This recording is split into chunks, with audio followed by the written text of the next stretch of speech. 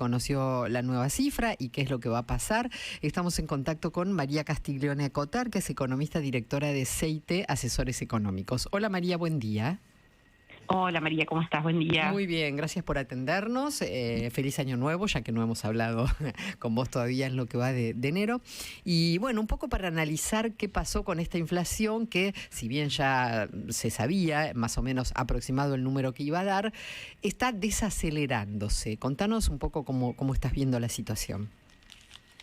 Bueno, igualmente para ustedes feliz año, que tengamos un buen 2026. Hoy totalmente.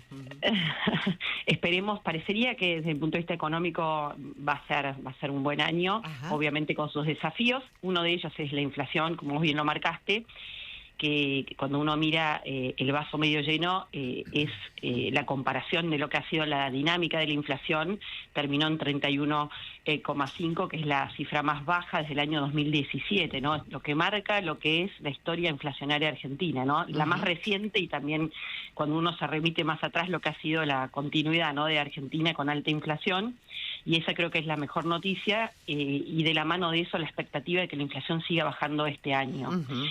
Cuando uno mira y se pone en el mes, como os decías, a nosotros en CIT nos había dado 2,6, la ciudad 2,7, o sea, un número que estaba en línea con lo que esperábamos, lo que dio.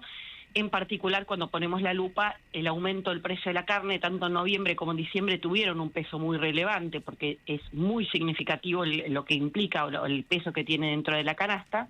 Y la otra parte tiene que ver con algo relevante en lo que lideró la inflación, que son las tarifas, ¿no? Por un lado, las naftas, en donde el aumento, que siguió aumentando lo que es el impuesto a los combustibles, que venía congelado en años anteriores, explica también las subas que se dieron en el mes de diciembre, y la luz, el gas, que son los servicios, ¿no? Parte de ese proceso que se llama corrección de precios relativos, ¿no?, en término técnico, que lamentablemente había que hacer, que es empezar a sincerar lo que valen las cosas en función de los costos, porque la contracara de lo que no pagábamos, lamentablemente, era los subsidios que pagaba el Estado o el gobierno, que era gasto público, que fue gran parte del déficit fiscal, que después se terminaba pagando por otro lado con emisión monetaria, ¿no? Así que es algo que hay que corregir, pero que en el corto plazo uno lo ve en el bolsillo, lo ve en el índice, que implica, forma parte de ese número, ¿no?, que vimos de 2,8, ¿no?, que es,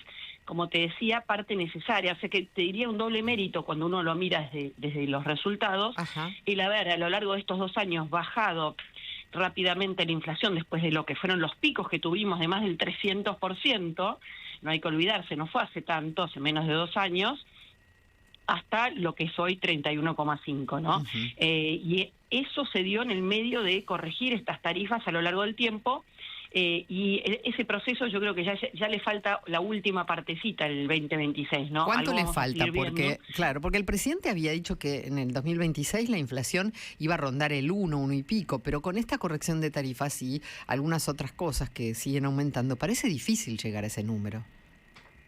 No, nosotros creemos que se va a llegar. El tema es, lo más difícil es en qué momento. También lo que fue la caída, lo que se llama la caída de la demanda de dinero, que lo vivimos todos los argentinos en el periodo preelectoral, que es la expectativa que había de muchos de que si el gobierno le iba mal en las elecciones, o incluso yéndole no tan mal, iba a cambiar, iba a haber un salto devaluatorio, iba a haber una crisis, llevó a que mucha gente, ahora sin cepo, se dolarizara, ¿no? Recordemos que cuando había cepo, nuestro miedo, la gente no podía comprar dólares porque valía más del doble de lo que valía el oficial, y lo canalizaba su miedo, la huida del peso, la caída de la demanda de dinero, en comprar cosas en el supermercado o en adquirir cualquier cosa que tuviera un componente importado. El año pasado, sin cepo, la gente se dolarizó, o sea, se sacó pesos de encima, compró dólares.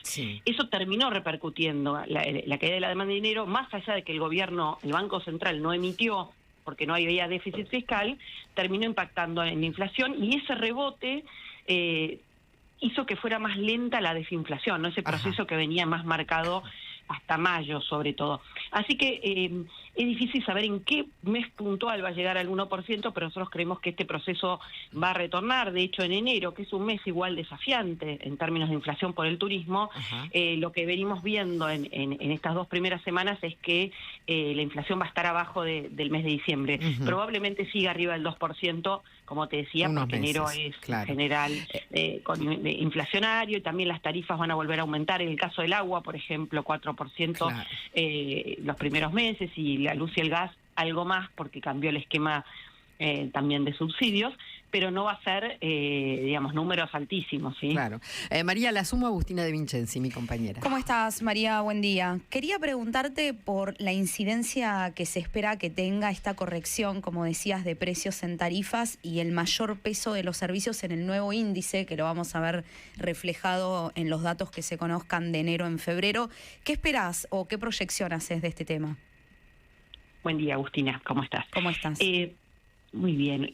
Mira, cuando uno mira, si querés, no es exactamente igual, pero podemos comparar el índice que refleja o que publica la Ciudad de Buenos Aires, que tiene una canasta más nueva que la que tiene el INDEC, y además donde la Ciudad de Buenos Aires en particular, porque hay un mayor poder de compra, etcétera, el peso de los servicios es mucho mayor que el de los bienes en ese índice de precios, y cerró el año pasado prácticamente igual que lo que cerró a nivel nacional. Es decir,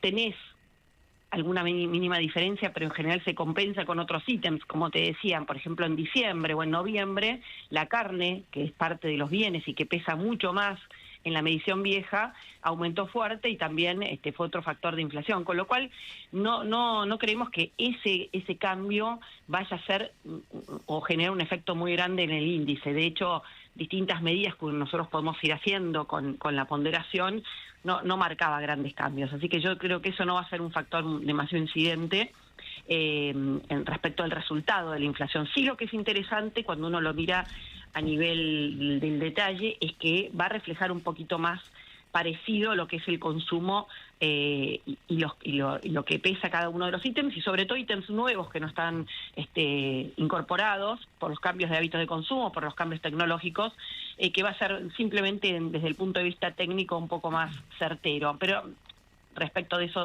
yendo a tu pregunta, no va a cambiar demasiado el resultado de la inflación, el cambio de la ponderación. De hecho, distintos estudios que han hecho expertos, incluso midiendo pobreza o midiendo otro tipo de indicadores, marcan que la diferencia ha sido o hubiera sido bastante acotada en el resultado, ¿no? No cambiaría un poco la lectura que estamos haciendo de los datos de inflación. María, ¿cómo andás? Buen día. Bruno Giacono te saluda. ¿Qué tal, Bruno? ¿Cómo estás? Te quería preguntar por la acumulación de reservas, porque entiendo que, bueno, el Fondo Monetario Internacional viene exigiendo una determinada cantidad de reservas, y que el gobierno está intentando hacer los esfuerzos para cumplir con esas metas. Primero te quería preguntar cómo viene esa acumulación de reservas, y si crees que a lo largo del año se va a poder cumplir con lo que está pidiendo el Fondo Monetario Internacional. Bueno, yo creo que acá lo interesante es que a fines del año pasado el Banco Central planteó un poco la mirada de cómo va a ser este esquema, ¿no? Recordemos que lo más relevante, el rol más importante que tiene un Banco Central es justamente trabajar para que haya menos inflación, o sea, preservar el valor de la moneda. Por más que la actual Carta Orgánica, que fue modificada en el kirchnerismo, tiene millones de objetivos, ese es el más relevante y ese es el que se está focalizando este gobierno.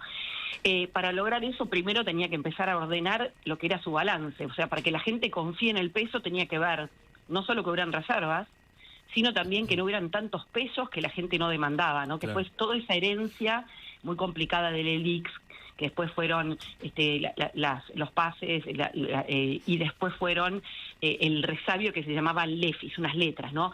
Ir resolviendo, sacando todos esos pesos y no emitir nuevos pesos por necesidades fiscales, o sea, no pedir que el Tesoro no le esté pidiendo todos los meses plata para pagar las cuentas, ¿no?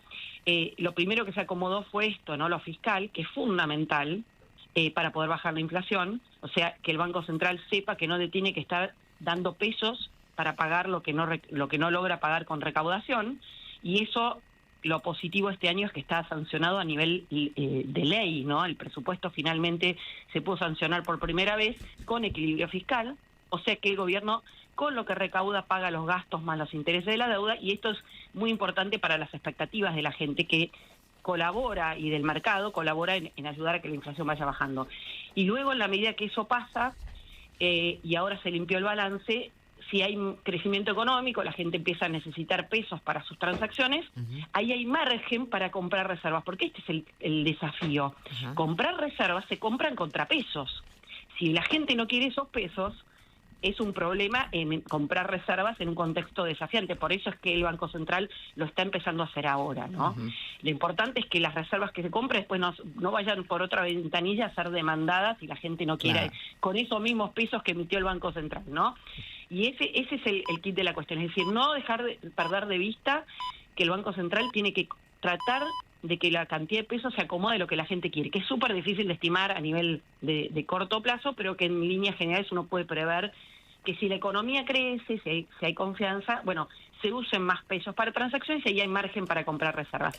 Y la otra gran pata es que el gobierno nacional, el Tesoro, puede ir renovando los vencimientos en el mercado o usando un swap sin necesidad de estar comprándole o pidiéndole, digamos, reservas al Banco Central, que es algo que había pasado hasta hace poco. O sea, el gobierno nacional no accedía al mercado y estuvo cancelando deuda, pero usando parte de las reservas que el Banco Central había comprado en la primera parte, sobre todo en el 2024, ¿no? Por eso, de 21.000 millones de dólares de reservas brutas, hoy hay 44.000, pero no hay más porque no pudo, buena parte tuvo que dárselas de alguna manera al Tesoro para cancelar deuda. Así que creo que están dadas las condiciones para que eso pueda ir pasando. De hecho, ya en lo que va de enero se han ido, el Banco Central compró reservas ayer 55 millones, y acumula un buen ritmo de compra, ¿no? En un mes que tampoco hay tanta oferta de dólares de las exportaciones, así que creo que eso es positivo, ¿no? María, muchas gracias por esta comunicación. Te mandamos un beso. No de nada, buen día. Gracias. María Castiglione Cotter, economista, directora de CIT Asesores.